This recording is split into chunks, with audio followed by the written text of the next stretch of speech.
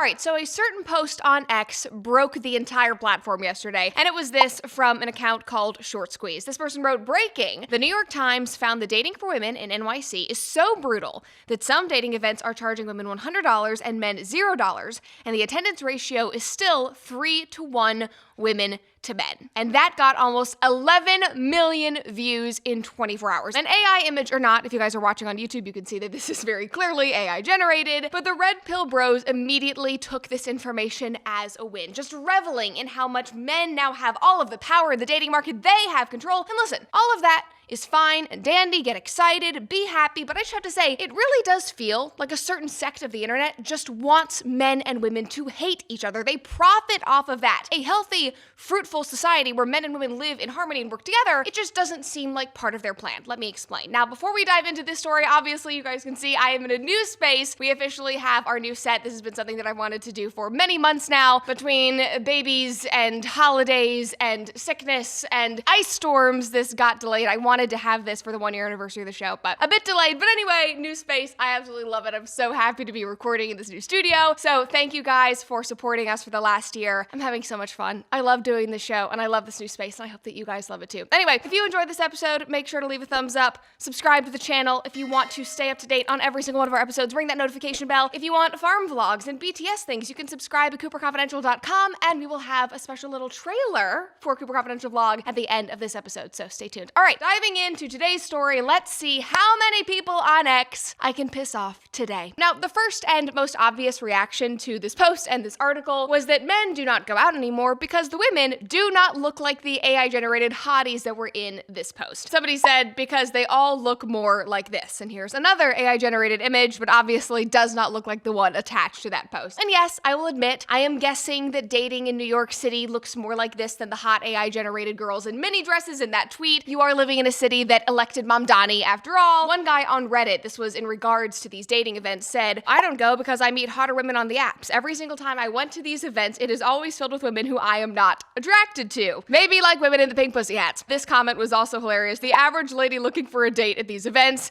and it is the journo that was pressing Sydney Sweeney on her controversial jeans ad, of course. I do want to push back a little bit on this because when I was in New York a couple of weeks ago, I went to Evie Magazine's End of Fashion Week party, and I just have to say, gentlemen, it was chock full of conservative-leaning hot women. Hot women, tall like the Empire State Building, dressed to the nines, great conversation, so they do not all look like SJWs coming out of Portland or Seattle. Anyway, for context, this did not come from a New York Times article. This actually started with a New York Times podcast on Sunday about how Tinder is done, dating apps are over, swiping is over, and they had on a few of these reporters and columnists to discuss what singles in the city are doing instead. And one of these reporters talked about dating events. Let's take a listen. This is what sparked that tweet. I went to an event the following night, and it could not have been more different from the first event. What was it?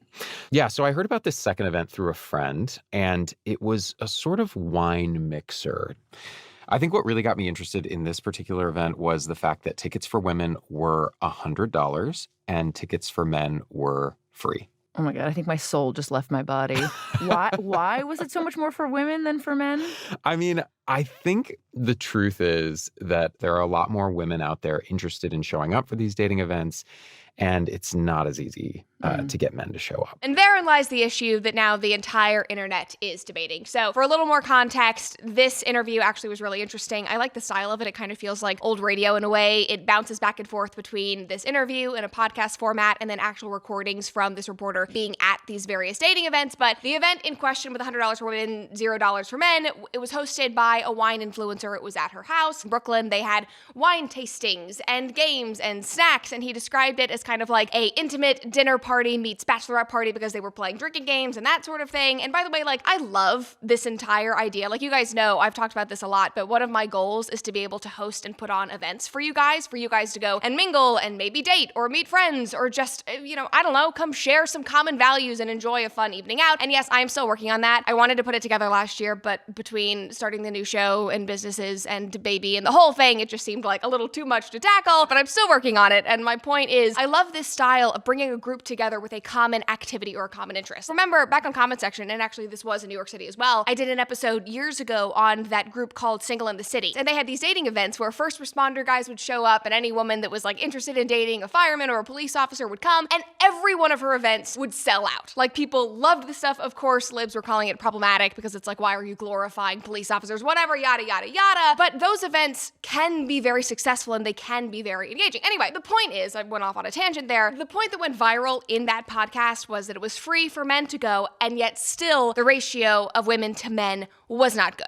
And according to other Reddit posts on this subject, this is not uncommon in New York City. One person wrote, this is only 14 days ago in a subreddit, everything marketed as a straight singles event usually winds up being 90% women and 10% men. Go with an open mind and low expectations, which honestly seems to describe the modern dating landscape in a nutshell. Anyway, in regards to all of this, there is a certain sect of people online who are reveling in this information because in their minds, this officially means it's a man's world, the women have fallen, they have been disgraced, and that this is clear victory for men. One account posted, "You're telling me the last 15 years of women saying men aren't good enough isn't working out for them? LMFAO." And I mean, touche, you're not wrong. Another person commented and said, "The dirty secret of today's sexual marketplace is that men with good looks and game are having a field day. They have their choice of great women who cannot demand commitment from them. The sexual revolution has made women all go for the same top 20% of men, and if you are in the top 20%, it is truly a golden age." Now, there are so many comments, and you'll see this, where they're acting like this is all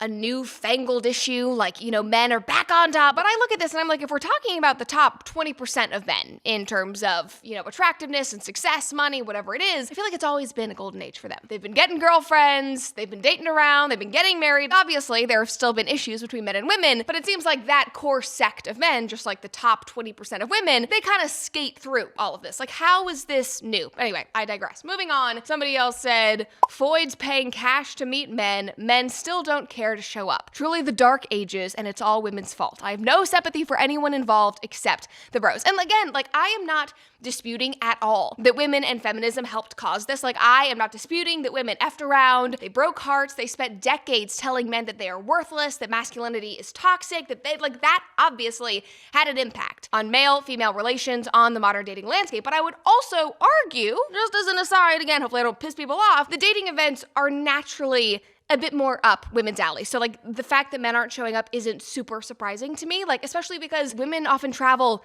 in groups. I feel like that's a joke in rom-coms, that like they travel in a pack. Like, it becomes a social event. They go with a bunch of girlfriends, they make a night out of it, and like, I highly doubt that their male counterpart peers are doing the same thing. Like, I highly doubt that they would choose to go to a singles dating event versus just going and grabbing a beer and watching the game. Kinda get what I'm saying? If you want to be smug about all of this and point to feminism and say that it's all women's fault, like, that's fine. Like, again, that makes sense, but this can't be victory. This can't be the end of the road, and we're gonna get to that. Myron Gaines from Fresh and Fit obviously had a response, and he posted, "Yep, I predicted this 6 years ago. Female desperation is rising, and I'm here for it." Now, first of all, before we get into the rest of his reaction, I feel like Myron is intentionally slanting this, like women are showing up in droves and freaking out and being so anxious and in anguish, but I don't know if a dating event with 15 women and 5 men is really a great representation. And those are the actual numbers from the event that the New York Times reporter went to. 15 women. Like, that is what we're dealing with here. And I also think that women are basically doing what they've always tried to do, which is date. And people have been calling women desperate for an eternity. Again, this is not some new phenomenon. Like, a desperate woman is an age-old trope. Like, there were desperate women in Jane Austen novels that were made fun of. Like, again, not new. However, I will concede that maybe this desperation is taking new forms. Like, they are now stealing men's salads at Sweetgreens, for crying out loud. Just watch this TikTok. Guys, the dating scene is getting so bad in New York City that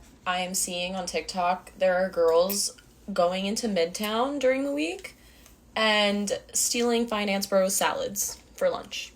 And then looking their name up from the salad order on LinkedIn and then messaging them through there and being like, "Hey, oh my god, so sorry, I grabbed your salad. Like, let me just make it up to you and buy you a new one."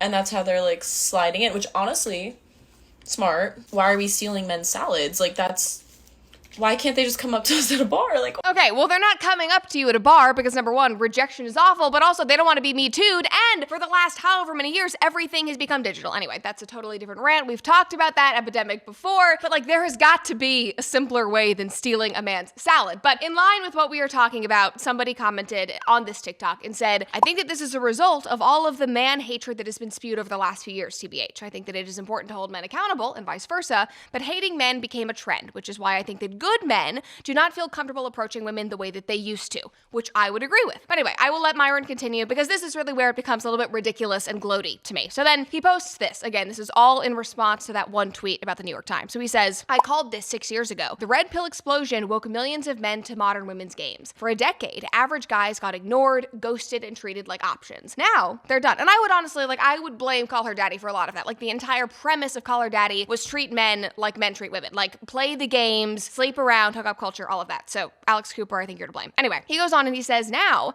they're done. They'd rather grind video games, stack cash, hit the gym, or just live free than blow thousands chasing entitled, unappreciative women in loud bars or on apps. Men are fed up with the disrespect, the hypergamy, the attitude. The men going their own way red pill trend isn't slowing down, it's accelerating. Year after year, more men will opt out. Women ignored the warning signs, and now they're living with the consequences. I talk about this extensively in my second book, Why Women Deserve Even Less, which is a sequel to my first book, Why Women Deserve Less, link below, which is just comical. But okay, again, seriously, I understand your analysis on why this happened. I sympathize with that. I get it. I can point to it. But are we really seeing this as a victory? That this is a good thing? It seems totally backwards and completely unhealthy to claim that the consequence is actually the positive way forward. And thankfully, we do not live in a completely deranged society because many commenters agreed. One guy said, you say this as if it is a good thing. Congratulations on doing your part to drive a wedge between men and women. Another person said, 6 years later and the master plan is opt out and play video games. Revolutionary. If your grand solution to modern dating is retreat and resentment, that is not power. That is avoidance with branding. I loved that comment. And let's be honest, it is branding because this is his business. What is happening now is profitable for his business and the messages that he espouses. This comment was just wild and remarkable, so I had to read it. But this person said, you have correctly diagnosed the rigged game, but the men going their own way movement is a fatal prescription. Opting out to grind video games and stack cash is the path of exile. A retreat masquerading as true independence. By withdrawing, you avoid the pain and friction of the modern dating market, but you abdicate the throne entirely. A true king doesn't surrender to the chaos or hide in digital comfort. He burns the false map, masters the laws of the territory, and builds an unbreakable frame. Do not mistake a comfortable cage for a kingdom. I love that. Take that comment to heart. Back to the point. The problem is, in my opinion, is that I think that these commenters and myself, people like us, and these red pill bros are operating from completely different premises. Like the commenter that just left that reply, he still believes in conquering challenges, in making society better, in getting married, in building strong families. And this whole red pill movement, the men going their own way, they just seem concerned with tearing it all down and essentially getting revenge. They're angry, and obviously, again, we can all understand why. I think all of us get it. But their solution is to burn it all down and opt out. That, to them, is success. But at what cost? Because that does not seem like a happy, healthy, fruitful, productive life. One woman who was brave enough to jump into his comment section said, this kind of mindset might feel empowering in the short term, but it is built on resentment more than reality. Yes, dating is messy right now. Yes, some men feel overlooked, but turning that into women deserve less just keeps everyone stuck in a cycle of blame instead of growth. Opting out is a choice. So is self-improvement. So is learning how to build healthier dynamics without framing half the population as the enemy. And also, this is such an important lesson to learn, even outside of dating in this whole issue that we're going through. As humans, it is much easier to just shut down and walk away and avoid things when they are hard or when things are painful. It is easier to drop out of that course that you're worried about flunking in college. It is easier to close yourself off from people so that you don't get hurt. It is easier to not lift harder at the gym because it's painful, whatever that might be in your life. But as human beings, and I often have to remind myself of this, we only grow and get better and get stronger when we push through and overcome things. And also when we pray and develop a relationship with God and use Hallow. Now, Lent is not meant to be comfortable. It is about cutting through the noise, dropping what weighs you down, and doing the work to become who God is calling you to be. On Ash Wednesday, Hallow launched Lent Pray 40, The Return, which is a 40-day prayer journey to Easter featuring Jonathan Rumi, Mark Wahlberg, Father Mike Schmitz, my favorite, Sister Miriam James, Chris Pratt, and so many more. It is centered on the parable of the prodigal son, and it reminds us that we are never never too far gone. You will find daily prayer and meditations, Friday facts, honest conversations, and powerful Sunday homilies. So if you are done carrying the weight and you're ready to come home, Pray 40, the return is waiting for you on Hallow. You can get 3 months free at hallow.com/Cooper. And guys, I can think of no other better way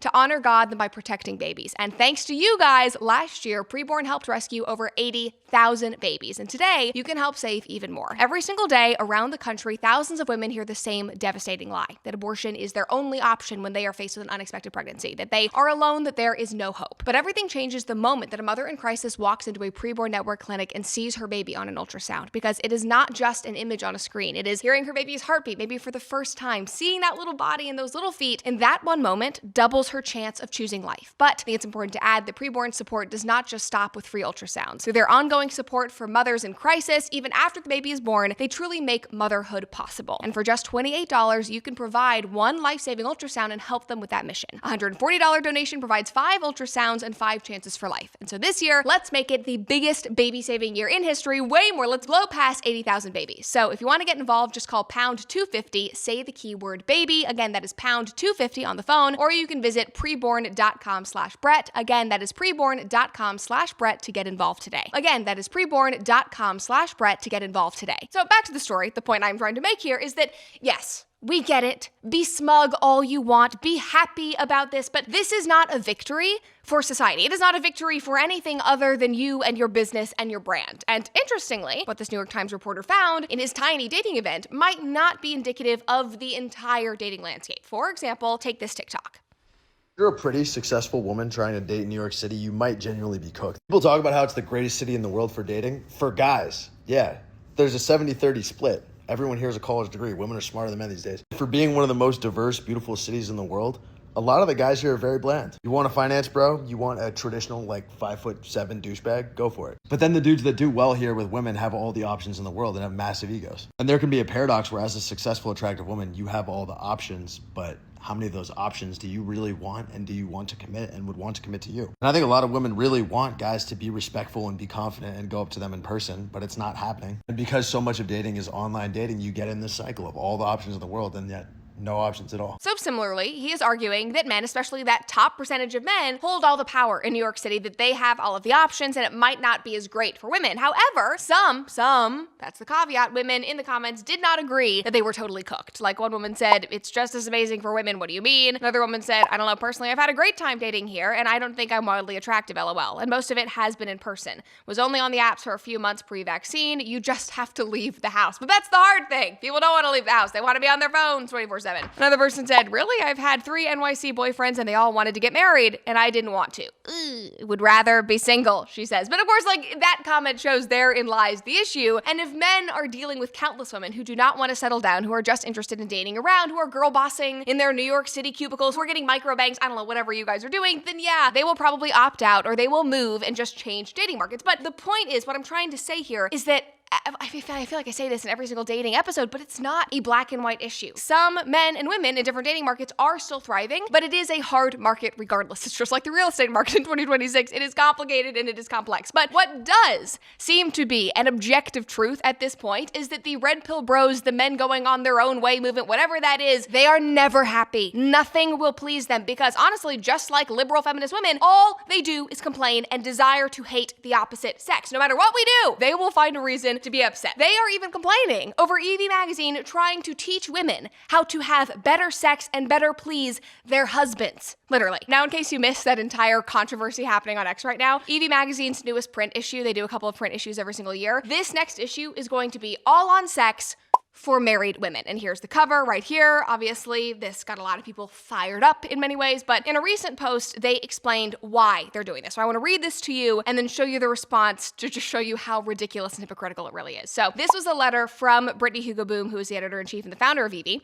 And she said, "Dear readers, this is the first of many themed issues, and it is the most ambitious thing we have ever done. For years, a recurring plea has shown up in our DMs, our emails, and our survey responses. Young, married women are asking us for real, honest, and detailed guidance on sex. A reader once wrote to us and said, progressives own sex positivity but abandoned marriage and monogamy a long time ago. Conservatives own marriage but can't bring themselves to be sex positive. That stuck with us because it's true, and it perfectly describes the gap that millions of women are living in. Many young women, especially from traditional religious families, have come into womanhood without learning anything about sex. They save themselves for marriage, and then they realize that the culture that told them to wait had absolutely nothing to say about what comes after the altar. They grew up with negative associations to intimacy, but were expected to become uninhibited the moment that they said, I do. We believe that sex is one of the most important foundations to a thriving marriage. You cannot call something sacred and then refuse to take it seriously. Now, she goes on, there were other parts of it that were also controversial to the detractors online, but like to me, what Evie is doing, it sounds like a good and healthy thing, because for years, young women have been bombarded with sex positive content. However, it was not positive in the slightest. It was not beautiful or healthy at all, in my opinion. It was explicit and gross advice from Call Her Daddy and Teen Vogue, who encouraged women to sleep around like men and play the dating games and find your perfect non-binary queer vibrator, which was a literal article that was released on Teen Vogue. Meanwhile, on the right, and for girls from more traditional families or who are more traditional, the advice is always,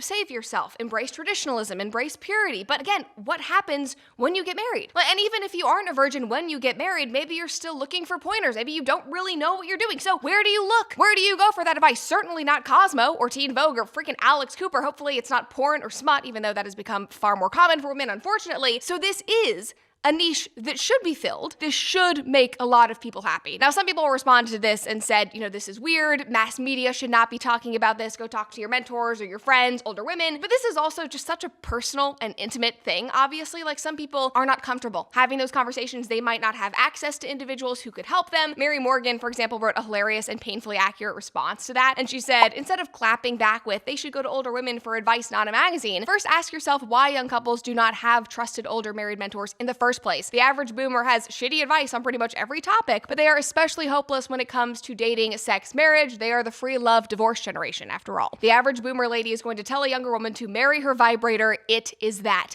bad. Now, moving on from that and going into the other detractors, I'm looking at the landscape of the internet, my For You page, my algorithm on X, and I'm like, aren't people online always complaining about marriages these days, about how marriages are loveless and sexless? So why would men even get involved in that? Why would they engage in something that is so terrible and barren? And this magazine, this issue, is here to help. But no, guys, because it is still a problem. And I guess as I'm doing this episode, I should have also included the red pill women, because of course, Pearl was one of the first people to jump in Evie's comment section. She said, ha ha ha ha ha, oh please keep going. And then she said, I love how hard trad e-girls fight to be more and more naked. And I don't even care, but how is that a response to the very valid argument and reasoning that Evie laid out? Part of being trad, I would assume, I would hope, is being married and having a healthy, happy sex life with your husband. And I think that is what Evie is trying to encourage and help young women do. Another commenter said, spoiler, there are no traditional women. They are all just whores like us men. Let's stop the charade. Okay, women are whores because they want to have better sex with their husbands, because they want to learn how to please their husbands and be comfortable and understand their bodies. Okay, you all genuinely just want to be mad about everything. That is what I've taken away from this entire situation. It doesn't matter if somebody's trying to fix the problem that you've laid out, that you yell about online 24/7. You just want to be pissed off. I mean, to go on and on and on about how sexless, loveless marriages are a problem in America, that they lead to divorce, and divorce is bad, and divorce makes men resent women, and why should men get married in the first place? Everything is terrible. Oh my gosh, if only somebody was offering a solution and trying to make things better and healthier. You people, you commenters, you offer no solutions, except retreating into a resentful, lonely isolation where men and women continue to hate each other more every single day. And that is essentially the exact same thing that liberal feminist women did that started this entire problem. And look how that turned out. Not just for society, but also for them. They opted out of dating. They became angry lesbians. They got 6 cats, and you mocked them for it. So maybe just take a second and look in the mirror. None of what you are encouraging, what you are claiming is this victory, is helping normal people. Normal people who want love and a good partner and normal things. So I don't know about you, but this outrage-laden man versus woman world is not a world that I want to be part of, so I am opting out of that. Thank you very much. Big news. We were driving back from church and we looked over and there was a hut full of piglets. My mom wants you to have an aesthetically pleasing farm vlog, so you are going to have one.